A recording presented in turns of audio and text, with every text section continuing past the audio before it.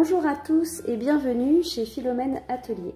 Aujourd'hui, nous allons coudre ensemble une pochette pour ordinateur comme celle-ci. Là, c'est la version iPad et maintenant on va faire une version ordinateur.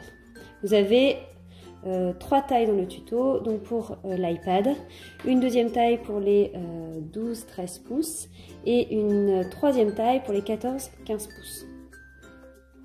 Pour ce faire, vous avez besoin d'un tissu extérieur, donc 2 rectangles et une grande bande, une doublure, moi je l'ai choisi en toile enduite, et de la ouate pour faire un petit peu de mousseux et protéger l'ordinateur qui sera dans la pochette.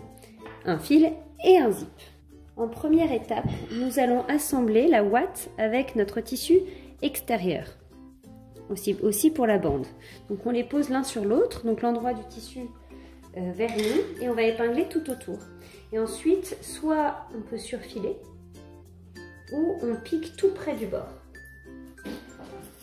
Surfiler, ça permet vraiment d'être à ras le bord.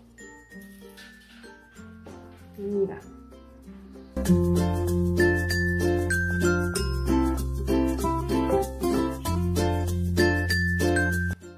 Donc voilà nos 3 pièces assemblées. Maintenant on va passer côté machine pour surjeter.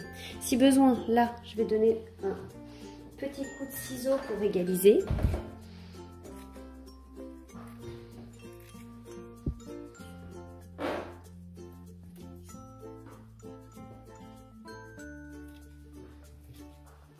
Ça sera plus simple pour surfiler tout autour.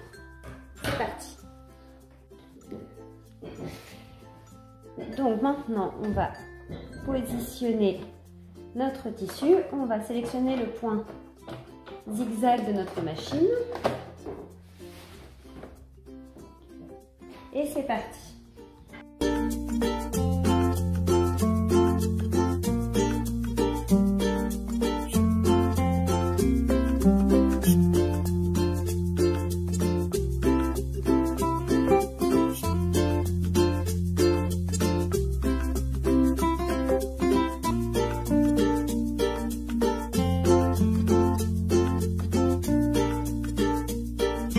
Maintenant, j'ai quand même bien recoupé la ouate à ras pour éviter qu'elle ne dépasse trop. Donc maintenant, on va assembler cette bande-là avec notre zip. On va prendre cette bande avec l'endroit vers nous, hein, pas la ouate, le côté endroit, et notre zip, mais cette fois-ci envers vers nous. On va les positionner endroit contre endroit. Et on va assembler, alors on peut entrouvrir le zip, ça peut nous aider, mais bien laisser ça fermer. Et on va assembler bord à bord les 2 extrémités. Donc ici et l'autre. Donc le zip est évidemment plus petit, donc on replie et on va piquer à 1 cm du bord ici. Donc on va côté machine et on va piquer ici et ici à 1 cm du bord. C'est parti. On était en point zigzag, donc on se remet bien en point droit. Et on va assembler nos 2 parties.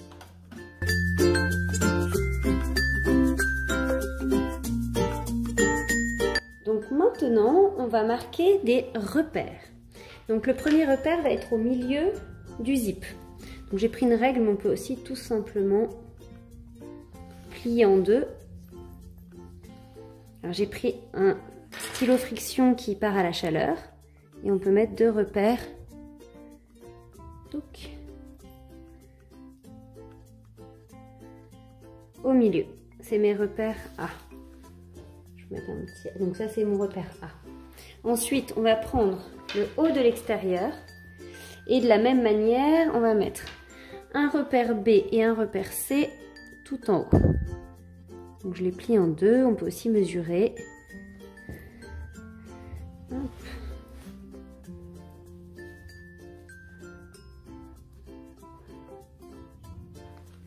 Donc mes repères A, B, C, D.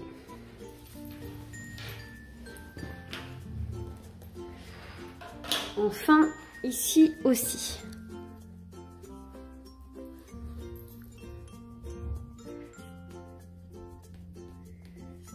Et de l'autre côté.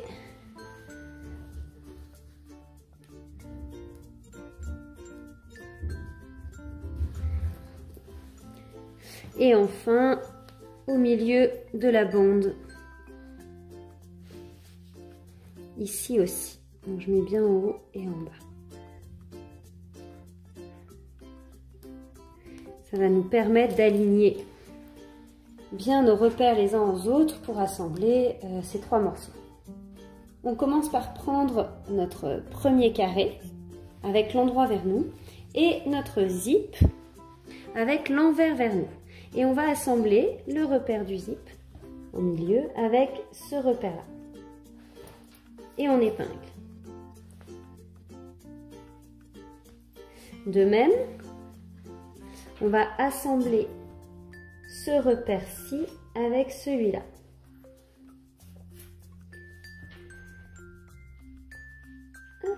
Donc là, on les épingle bien endroit contre endroit. Et on fait tout le tour.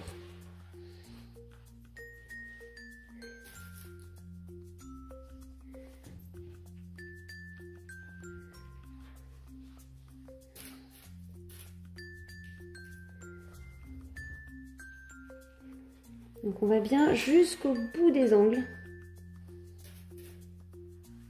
On épingle bien dans le coin.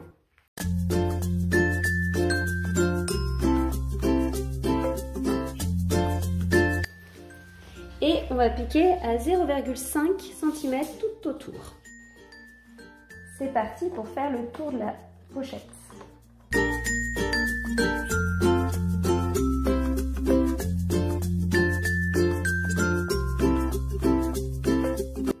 Donc maintenant on va prendre notre autre côté. Donc attention, avec le velours il y a un sens. Donc essayez de prendre le même sens. Hop, pour moi on sent le sens. Hein. C'est voilà, ce même sens là pour que ce soit identique. Donc vous la posez votre deuxième pochette ici et on va faire exactement de la même manière. On va assembler le zip et la bande de l'autre côté. Donc déjà entrouvrez le zip, ce sera plus simple. Et on va aligner nos repères comme tout à l'heure. Donc j'avais mon deuxième repère ici qu'on va aligner avec celui de la bande. Et on va épingler. Et pareil pour celui du zip. Il est là. Et on va l'épingler là.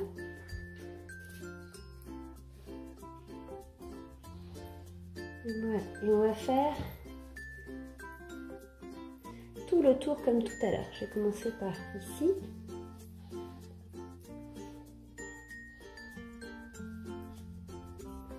Jusque dans l'angle.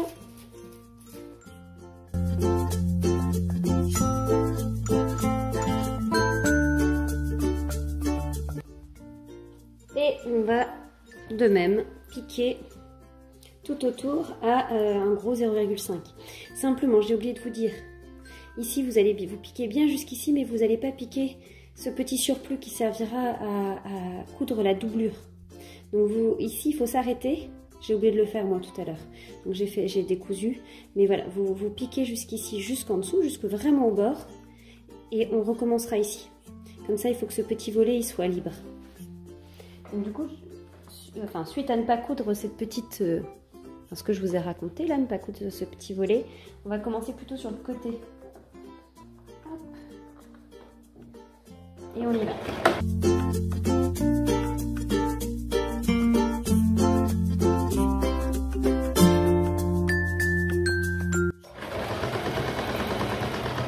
Donc là, on va jusque la couture qu'on voit ici, quelques petits points arrière, et on coupe.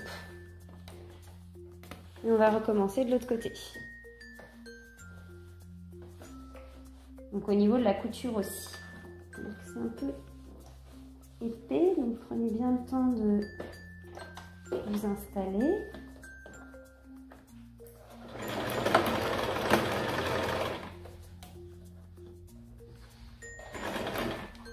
Aussi, pour coudre le plus droit possible, je prends mon zip comme repère. Ça suit en fait, les rails du zip suivent mon pied de biche.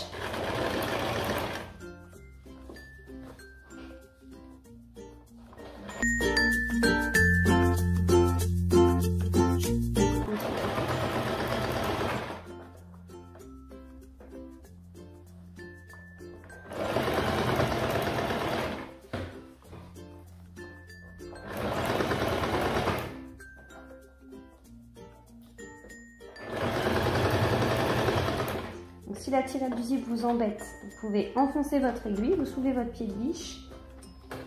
Voilà, la refermer, je ne sais pas si ça va passer. Vous refermez un petit peu et rabaissez votre pied de biche.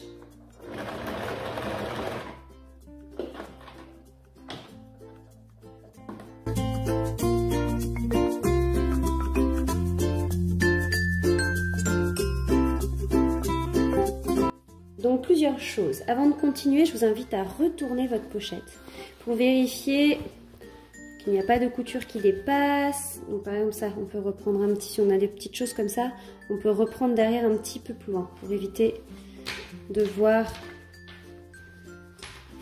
les coutures. Si le zip, même s'il y a un peu de l'épaisseur, il ferme bien.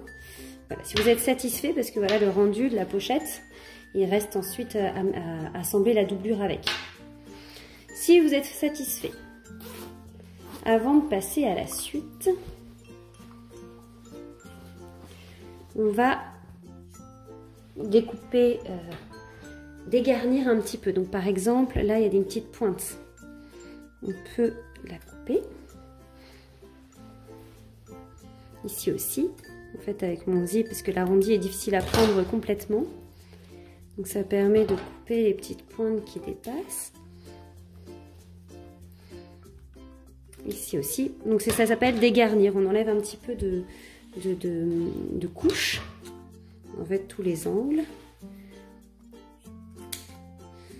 Il reste un petit peu celui-là. Alors attention surtout à pas dépasser votre couture, parce que si vous dépassez, ça va évidemment faire un trou dans votre pochette. Et ensuite dans les angles, ce qui est bien, c'est de dégarnir. C'est-à-dire pareil, faire des petites fentes sans dépasser la couture. Ça va permettre d'éviter les plis une fois retournés.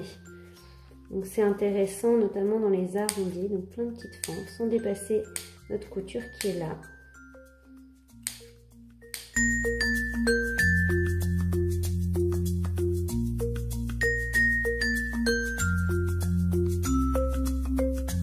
Juste ici. Dernière chose. Et vérifier qu'il n'y ait pas d'épingle coincée. Elle se cache dans la ouate parfois. Ce serait dommage de vous piquer quand la pochette est terminée. Parce qu'après, elles sont impossibles à sortir. Et on va passer à l'étape suivante. Maintenant, on va s'occuper de la doublure. Donc on va faire un repère en bas cette fois-ci. Seulement en bas. Hop. 17,5. Idem sur le deuxième morceau.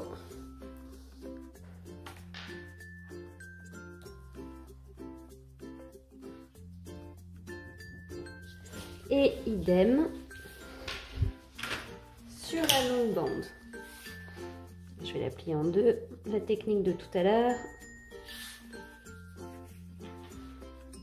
Et une en haut, une en bas.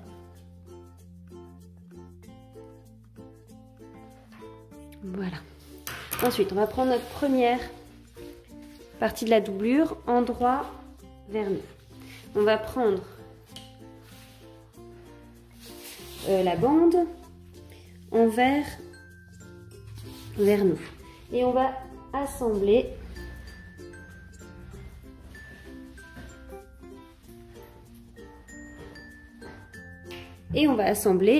positionner l'un sur l'autre nos deux repères du milieu. Et comme tout à l'heure, on va les épingler ensemble, puis les piquer.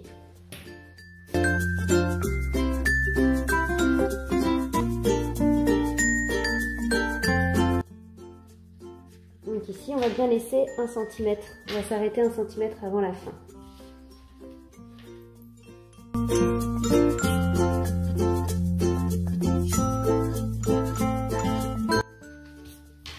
on va piquer à entre 0,5 et 1 petit centimètre du bord.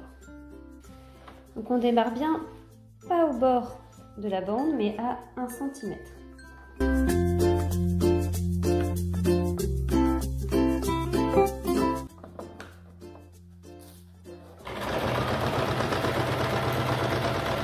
Et là, on s'arrête bien à 1 cm du bord, enfin d'extrémité de la bande.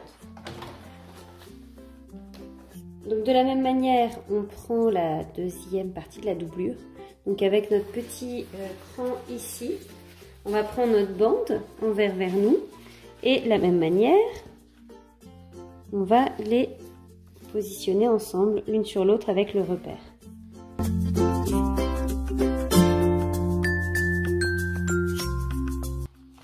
Et on va piquer en s'arrêtant à 1 cm du bord. Bon, là j'ai mis mes épingles à l'envers, je vais les remettre à l'endroit, ce sera plus simple. Et on y va. Pareil, on commence à 1 cm de l'extrémité. Je garde ce petit surplus pour l'accrocher avec le zip tout à l'heure, pour l'assembler pardon avec le zip tout à l'heure. Et c'est parti.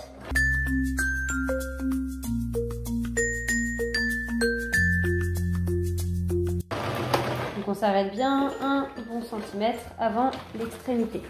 Donc de la même manière que tout à l'heure, on va couper les petits bouts et cramper. Vous voyez que là, ça fait des plis pas très jolis. Donc l'extérieur n'est pas hyper beau.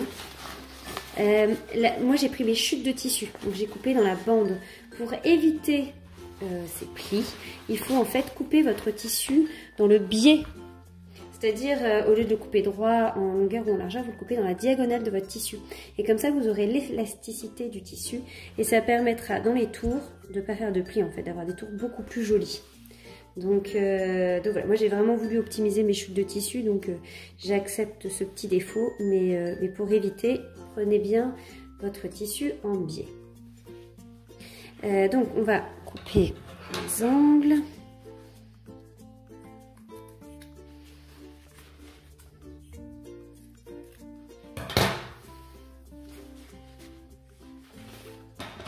Et on va cranter un peu, ça va déjà permettre d'améliorer l'arrondi, même si ça ne sera toujours pas parfait.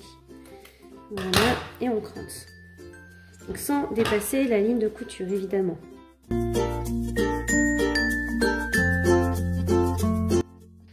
Et voilà, notre étape finale. On va prendre, donc on va garder notre housse sur l'envers et la doublure sur l'envers.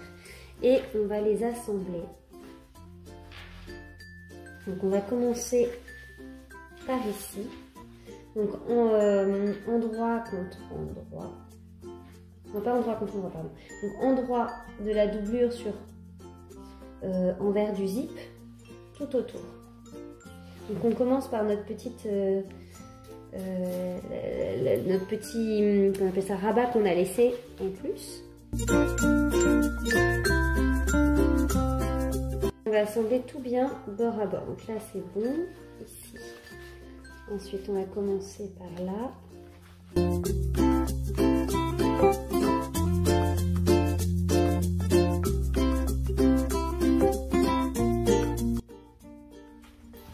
Et voilà, c'est bien épinglé tout autour et maintenant on va piquer. Donc d'abord on peut commencer par les extrémités.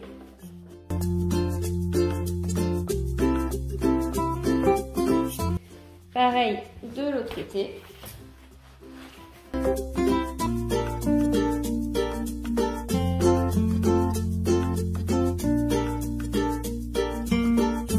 Donc voilà, une fois qu'on a tout cousu, donc soit on laisse sur le bord, on laisse une ouverture de 10 cm pour pouvoir retourner le tout en fait, parce que là tout est tout sur l'envers. J'ai oublié de le faire, mais il y a la solution du découvite qui fonctionne aussi. Ça nous évite de nous arrêter dans notre lancée de points. Donc on découd à peu près sur 10 petits centimètres. On fait un petit trou qu'on refermera après bien entendu sur l'endroit, au fond, bien au fond par contre de la doublure.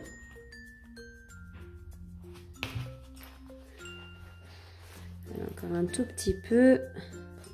Et ensuite, on va par cette ouverture retourner tout notre ouvrage.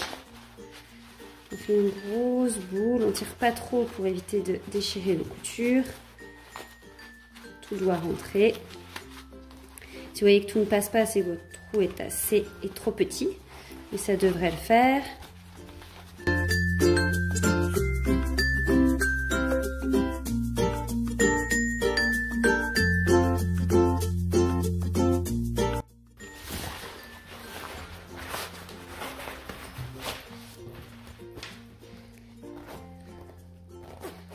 Donc vérifiez bien que tout soit nickel. Et puis la dernière étape, donc que vous puissiez bien ouvrir ou bien refermer votre zip. Si ce n'est pas le cas, retournez refaire des petits points comme il faut. Donc là on a bien, c'est bien accroché. Voilà. Et il ne nous reste plus qu'à refermer la petite ouverture qu'on a créée tout à l'heure. Donc en fait on replie le bord sur quelques millimètres. On va épingler.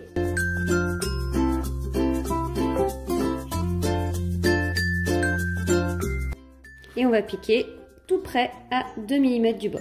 Et voilà nos jolies pochettes à iPad et ordinateur. Donc l'iPad, le 13 et 14 pouces. Et le 14 et 15 pouces juste en dessous.